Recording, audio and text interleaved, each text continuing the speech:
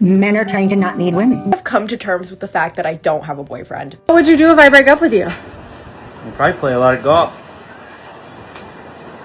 I don't trust a man who doesn't have any desire to lock down a good woman. Men don't just leave for a younger woman. They leave for a softer one with softer feminine energy. A man. Okay, so what is it with men and not wanting to plan dates? Like, do you guys just not know how? Do you not want to? Like, are you just being lazy? Why are more men choosing independence over marriage? And what happens when being single becomes more comfortable than being in a relationship? As marriage ages rise and more people live alone, many are questioning whether relationships still justify their financial and emotional costs. For some men, independence simply offers more control and peace. So, is this a temporary shift or a permanent change in how men approach relationships?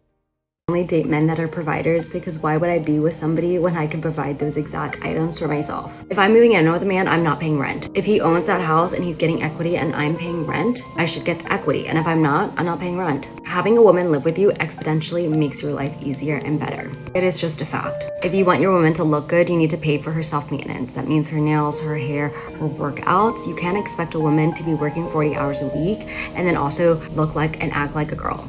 So unless a man is making my life significantly easier, he's letting me be in my feminine, he is being a provider, he's letting me be a woman to be just a girl, why would I be dating you? Because at this point, I can do X, Y, and Z by myself. I can provide for myself.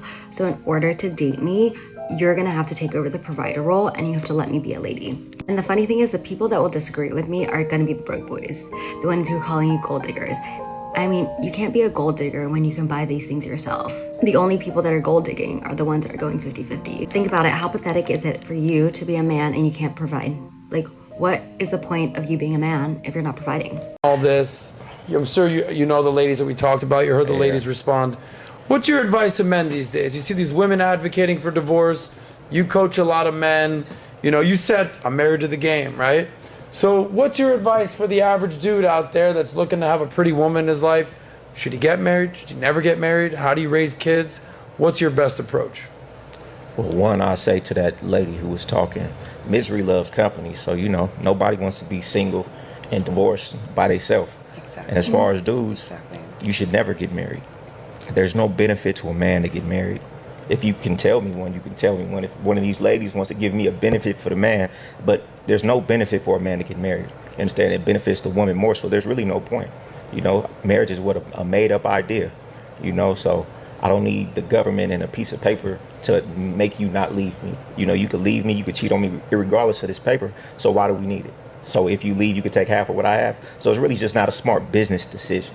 So where do you factor in prenups, paperwork, arrangements, right? Because you're 20. Straightforward and correct. Stop dating people who make you miserable and find someone who doesn't. Age is irrelevant. Compatibility and mutual respect aren't. The simplest advice in the conversation, and somehow the least followed. My husband and I were together for 8 years, 4 years dating, 4 years married, and I decided to move out in February. And do you want to know how many times in the now 3 months that we've been separated that he's begged me to come back, told me how much he loves me, how much he wants to make it work, how much he misses me and our dog? 0 times has he tried.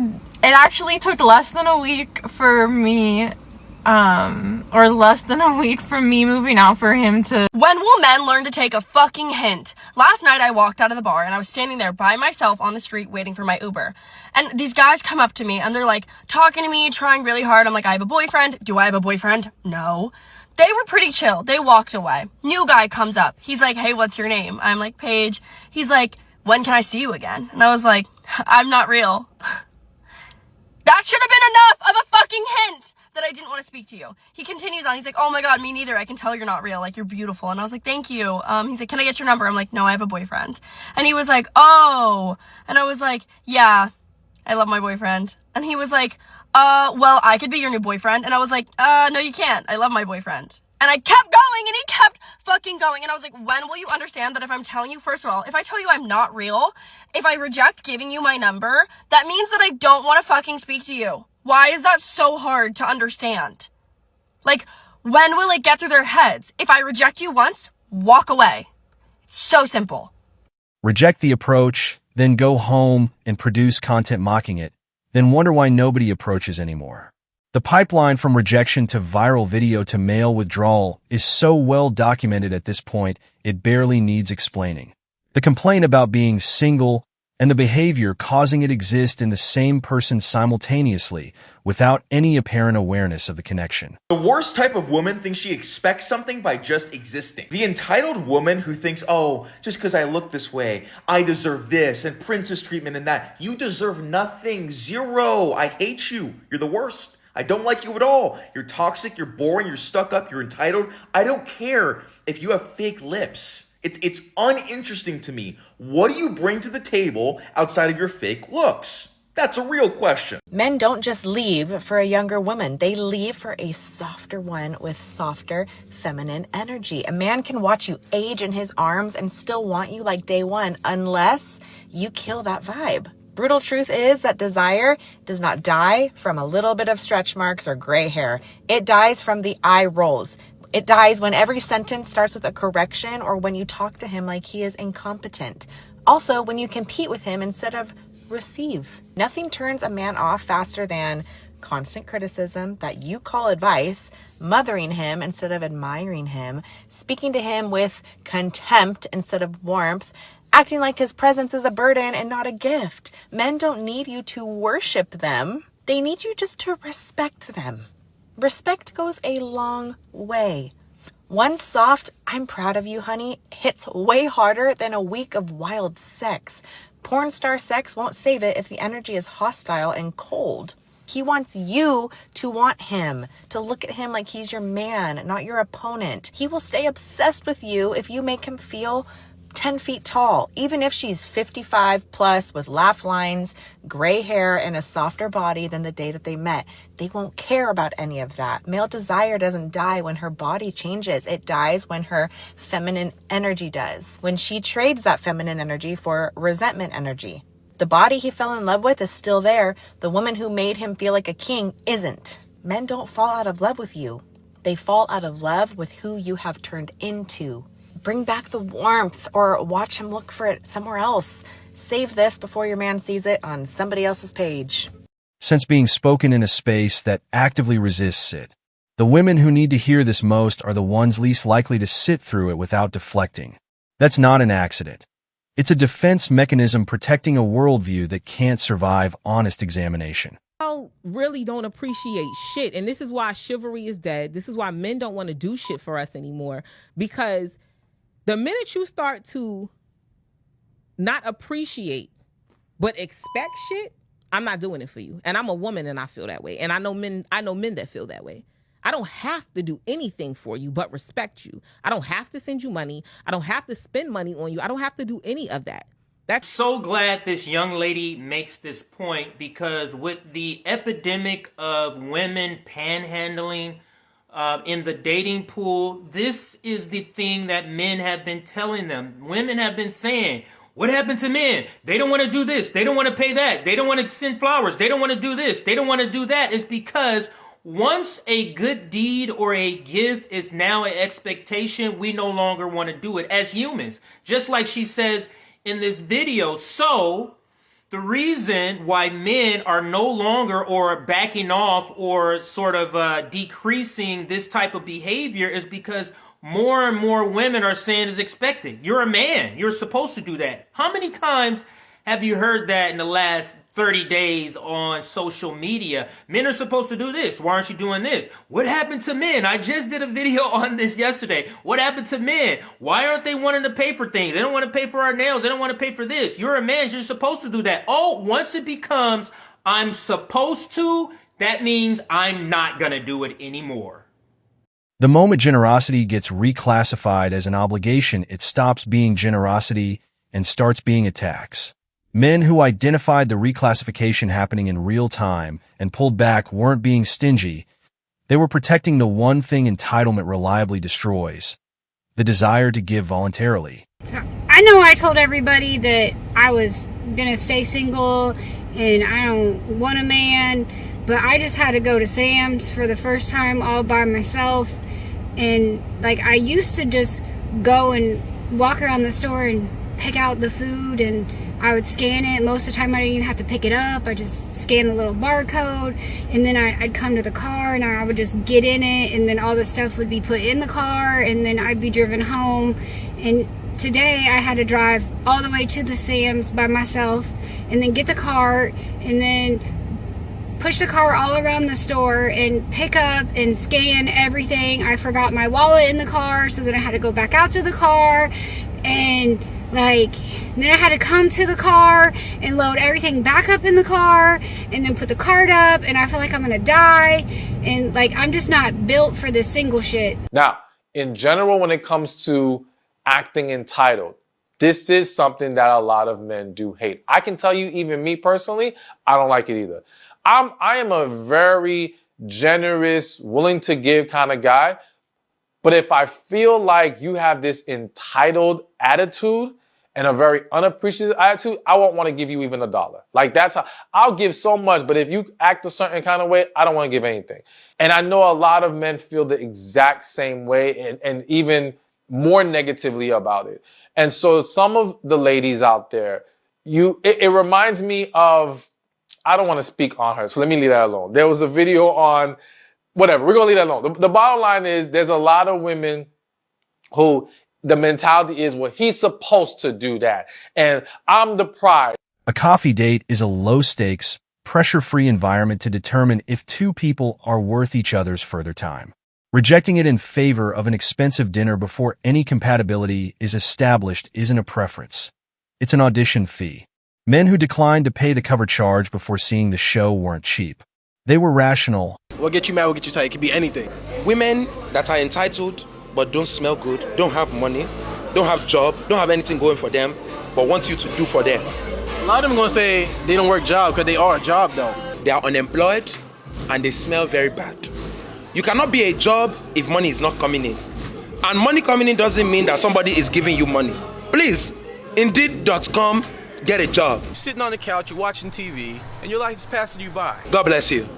Ladies, this man right here is broke. He's broke. Look at him. Look at him. Let me take you home. Involved. Women are literally getting divorced over social media. Here's what happens, okay? A beautiful woman is posting her trip to Tahiti, and then her trip to Paris, and then her trip to London. And women in very stable and happy marriages are seeing these posts, and because they worship these influencers, they say, well, my husband can't provide that for me, so, I must be doing something wrong. I must have chosen the wrong man. My husband can't take me to Tahiti every 2 weeks and buy me a Chanel bag every other week. That's terrible. I need princess treatment. Little do you know, these influencers are being paid $100K to be an escort for 3 days. Nothing that you see is real, and you are literally lusting after influencers that you've never even met. They're one of the worst things a man can do is get yourself stuck with a broke ass chick. And what I mean by that is the women that are so entitled that they make minimum wage, but they expect you to make over $100,000 a year and pay for her hair, her nails, her outfit for a first date. These are the types of women that think Cheesecake Factory is below them when they cannot even afford Cheesecake Factory for themselves. These are the women that are going to complain that he didn't pay her rent or her cell phone bill after a month of dating. Y'all don't even know each other and you have your hand out like you're freaking panhandling.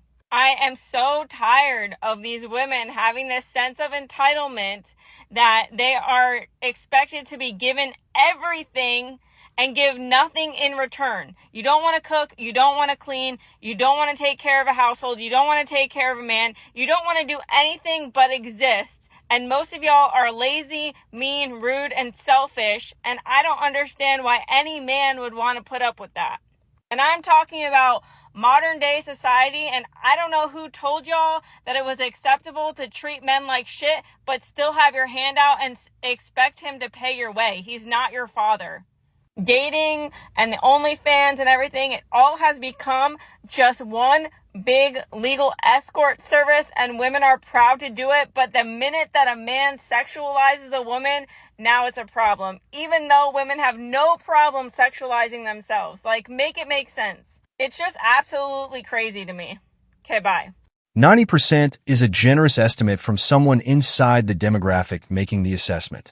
When the critique comes from within, it carries more weight than anything said from outside. This is how you lose a good man fast, because some of you are praying for the man of your dreams, but when he shows up, you're the one driving him away. The fastest way to repel a man of value is disrespect. If you embarrass him, talk down to him in front of others, he is done. Men will tolerate a lot, but they will not tolerate a woman who kills their respect. The second way is chaos. If being with you feels like a full-time job filled with drama, constant arguments, mood swings, and tests, he will not stay. A man of value does not want a second battlefield at home. He wants peace.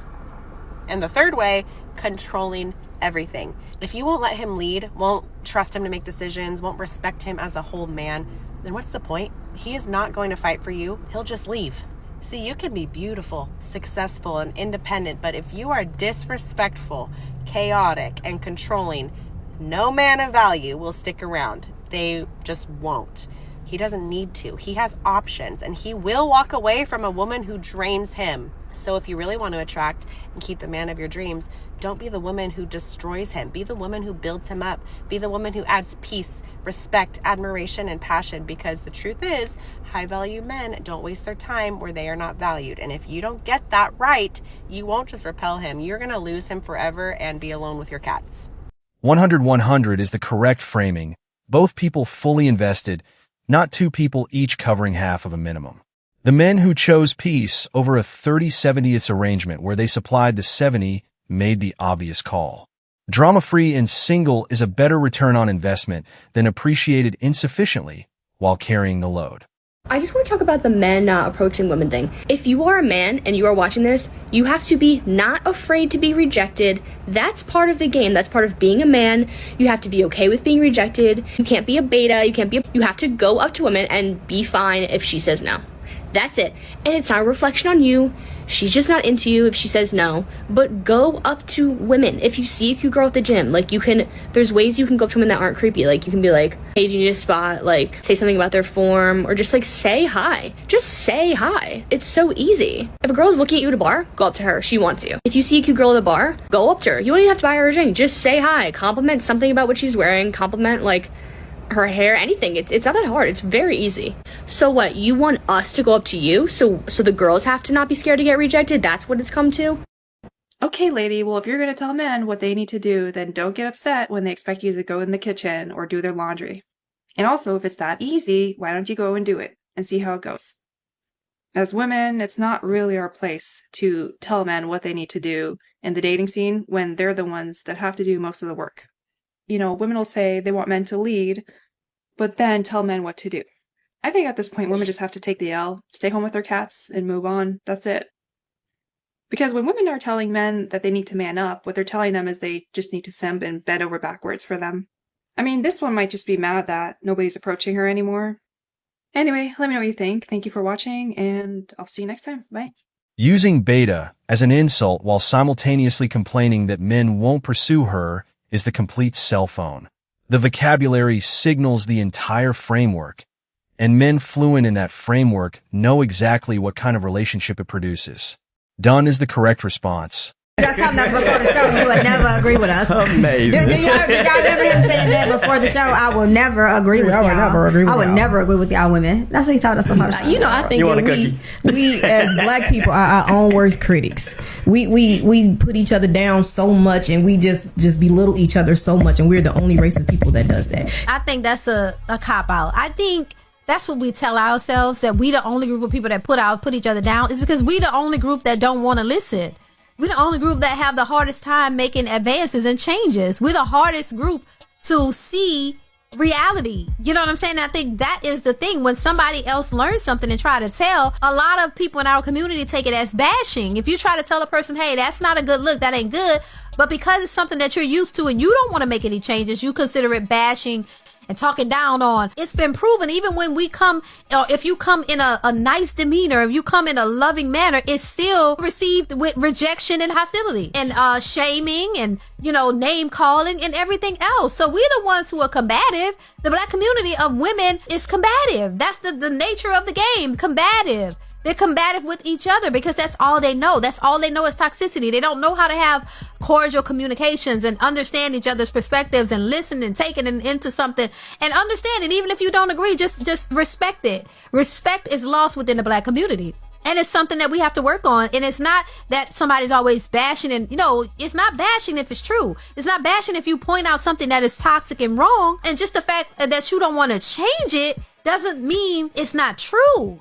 So I think we got to stop changing. We got to change that narrative. We got to stop thinking that everything we're bashing each other and putting each other down. Still the most practical advice in the entire conversation. Date people who make the experience worthwhile. Refuse the ones who don't. Age is not the variable. Character is. Apply the filter accordingly and stop waiting for the market to change around you. So, why are more men choosing independence over marriage?